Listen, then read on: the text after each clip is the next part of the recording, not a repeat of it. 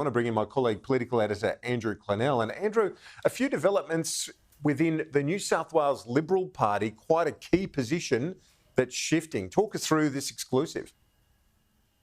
Kieran, morning to you and viewers. Yes, Sky News can reveal that Stuart Ayres, the former New South Wales Trade and Sports Minister, who of course fell over the John Barilaro New York trade scandal, is being considered to take up the position of presidency of the New South Wales Liberal Party. Here's the favourite, Jason Falinski, the former member for Mackellar, who narrowly lost that seat to the teal independent Sophie Scomps, wants another run at that seat, and he's preparing to relinquish the reins for the party presidency. Also being speculated on in terms of filling this position from next month is another former New South Wales Cabinet Minister in Don Harwin. So there you go, a change at the top of the New South Wales Liberal Party ahead of a crucial federal election for the Liberal Party, particularly in New South Wales, where they'll be looking to win seats off Labor and win seats off those teal independents as well, Kieran. Stuart Ayres is the tip. He's been sounded out.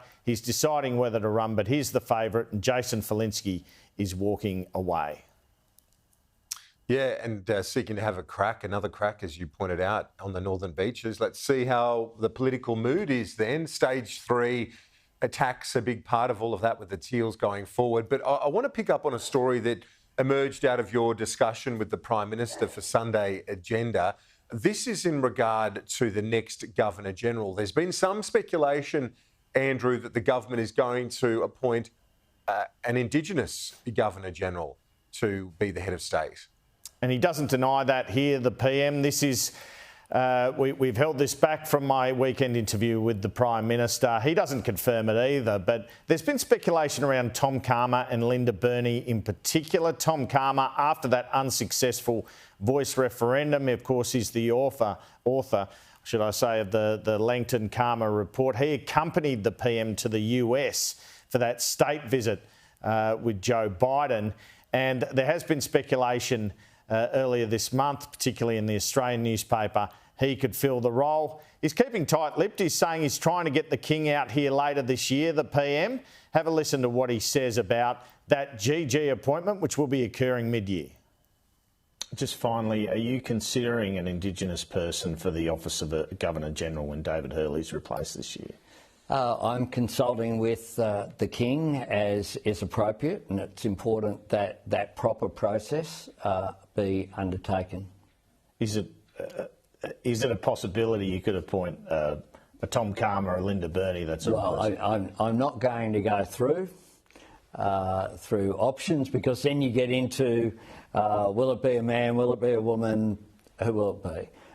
We'll consult with the Palace, which is what our Constitution requires, and I have had the privilege of meeting King Charles at the very sad occasion, of course, of his mother, Queen Elizabeth II's passing, and also at his coronation.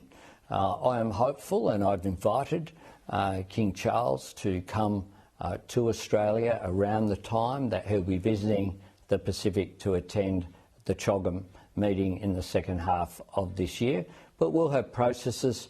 Might the Governor-General be announced then, or is it unrelated? Is it middle of the year? Those things are not related. Yeah. The current Governor-General's term finishes at the end of this financial year. During that interview, I also put to the PM that Cabinet colleagues had said that he was rocked by the Voice result. It was emphatic against Anthony Albanese's wish to set up in the Constitution an Indigenous voice to Parliament. He expanded a bit here and spoke about that when Peter Dutton appointed Julian Leeser, an advocate for the Voice as opposition Indigenous spokesman after the election, that lured him into a false sense of security. The opposition were going to support the Voice. And he says basically the thing was dead as soon as Peter Dutton announced that he wasn't supporting it. Of course, Julian Leeser quit the front bench then. So why did it fail? I mean, clearly you thought it had a hope.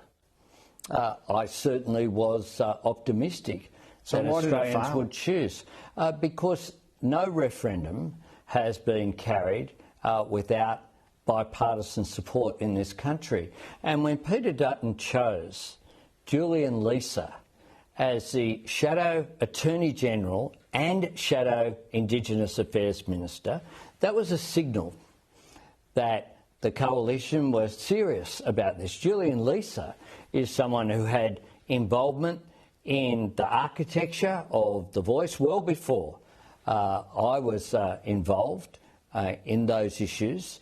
His appointment was a sign that they were prepared to go forward. He took a principal position, and he has my respect for the role that he played at some personal cost to himself. We had a vote. It wasn't successful.